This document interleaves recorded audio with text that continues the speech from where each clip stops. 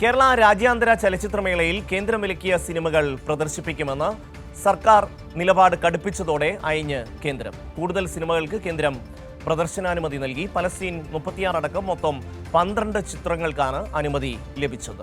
സുലേഖ ചേരുകയാണ്.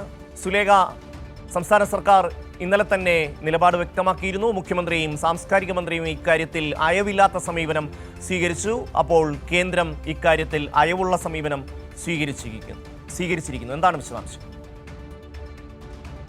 എന്തായാലും കഴിഞ്ഞ ദിവസമാണ് ഇത്തരത്തിൽ ഈ ഒഴിവാക്കപ്പെട്ട സിനിമകൾ അത് പ്രദർശിപ്പിക്കുമെന്നുള്ള ശക്തമായ നിലപാട് സംസ്ഥാന സർക്കാർ എടുത്തത്. അതിന് പിന്നാലെയാണ് ഇപ്പോൾ കൂടുതൽ സിനിമകൾക്ക് പ്രദർശനാനുമതി നൽകുന്ന സമീപനം അത് കേന്ദ്ര സർക്കാരിന്റെ ഭാഗത്ത് നിന്ന് ഉണ്ടാകുന്നത് എന്നുള്ളത് തന്നെയാണ്. പലസ്തീൻ 36 അടക്കമുള്ള ചിത്രങ്ങൾക്ക് നിലവിൽ ഇപ്പോൾ പ്രദർശനാനുമതി ലഭിച്ചിട്ടുണ്ട്. ആദ്യഘട്ടത്തിൽ ഇത്തരത്തിൽ ഉദ്ഘാടന ചിത്രമായ പലസ്തീൻ 36 ഉൾപ്പെടെയുള്ള പലസ്തീൻ പാക്കേജുകൾക്ക് മുഴുവനായും വെട്ടുന്ന സമീപനമാണ് കേന്ദ്ര ഐആൻഡി മന്ത്രാലയത്തിന്റെ ഭാഗത്ത് നിന്നുണ്ടായത്.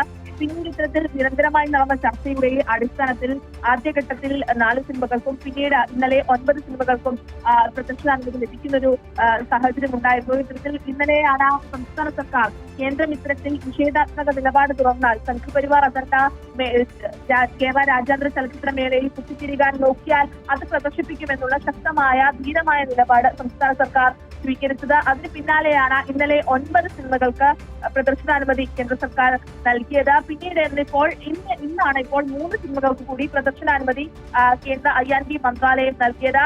ഇത്തരത്തിൽ 19 സിനിമകൾ ആദ്യഘട്ടത്തിൽ 19 സിനിമകൾക്കാണ് വിലക്കേർപ്പെടുത്തിയതെങ്കിൽ ഇതിൽ 12 എണ്ണത്തിലും നിലവിൽ ഇപ്പോൾ പ്രദർശനാനുമതി ലഭിച്ചിട്ടുണ്ട്. ഇനിയിപ്പോൾ ബാക്കിയുള്ളത് 7 സിനിമകളാണ്.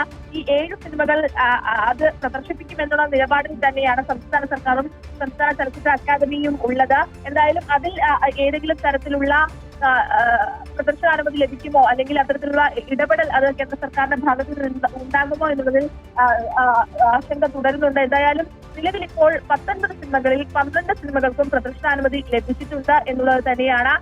ഇത്തരത്തിൽ ഈ മറ്റേതെങ്കിലും സിനിമകൾക്ക് പ്രദർശനാനുമതി ലഭിച്ചില്ലെങ്കിൽ അതും മേളയിൽ പ്രദർശിപ്പിക്കുമെന്നുള്ള നിലപാടിൽ തന്നെയാണ് സംസ്ഥാന സർക്കാർ ചലച്ചിത്ര അക്കാദമിയും ഉള്ളത്. ഷമി, സുലേഖയാണ് വിശദാംശങ്ങൾ നൽകിയത്.